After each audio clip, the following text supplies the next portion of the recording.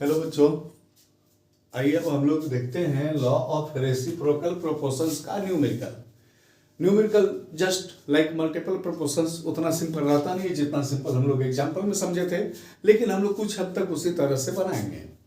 इसमें क्वेश्चन बोलता है कि carbon dioxide contains 27.27% of carbon and carbon disulphide contains 15.79% of carbon and sulfur dioxide contains 50% of sulfur।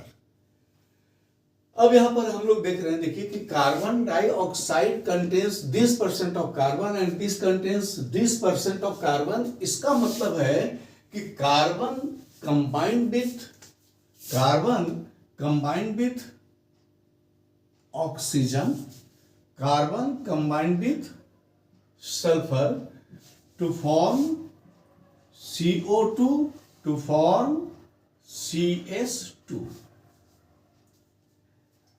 Simple सी बात है, कार्बन दोनों में कॉमन है और पहले वाले में कार्बन है 27.27% और दूसरे में है 15.79%। तो नेचुरली है 100 में से माइनस कर देते हैं ना, तो ये निकल जाएगा हम लोग का। देखिए तो इसका परसेंटेज हो गया ऑक्सीजन का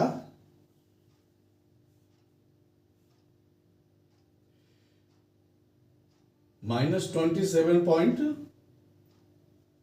यानी कि ये हो गया 72.73%। ठीक है, और यहां पे अगर हम लोग माइनस कर देते हैं तो 100 में से अगर हम लोग इसको माइनस करते हैं 15.79,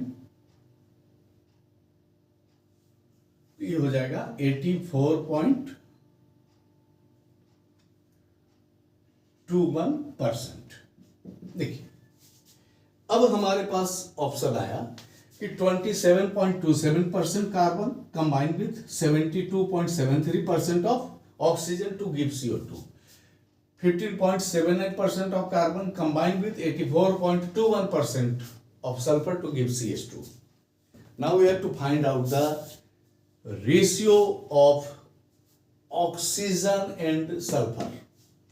तो सबसे पहले हम लोग करते क्या है, इसको 1 कर देते हैं, जैसे लॉ ऑफ मल्टीपल प्रोपोर्शंस में किए थे। बहुत ही आसानी से इसको सेम नंबर से डिवाइड कर दिए 27.27 और यहां भी उसी से डिवाइड करना पड़ेगा 27.27।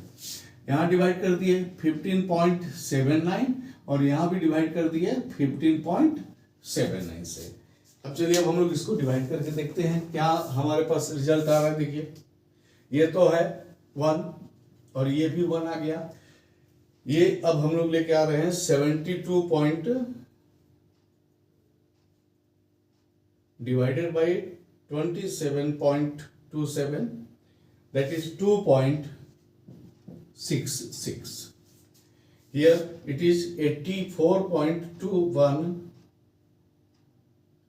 divided by 15.79 5.33 5.33।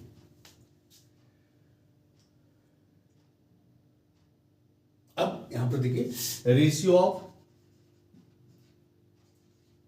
O/S कितना हो जाएगा 2.66 डिवाइडेड बाई 5.33 अप्रोक्स ये हो जाएगा 1:2। 1:2। अब अगर हम लोग बात करते हैं, देखिए यहां पे बता रहे हैं ना क्वेश्चंस में कि that is combination of sulphur and oxygen. In this case 50% sulphur and 50% oxygen. Then in SO2 ratio of O/S is equal to 50/50 is equal to 1:1। देखिए 1/2 और 1:1 सिंपल मल्टीपल हो गया ना। The ratio of sulfur and oxygen are simple multiple of the ratio of sulfur and oxygen present in the compound CO2 and CS2. Therefore, this data support the law of reciprocal proportion. Thank you.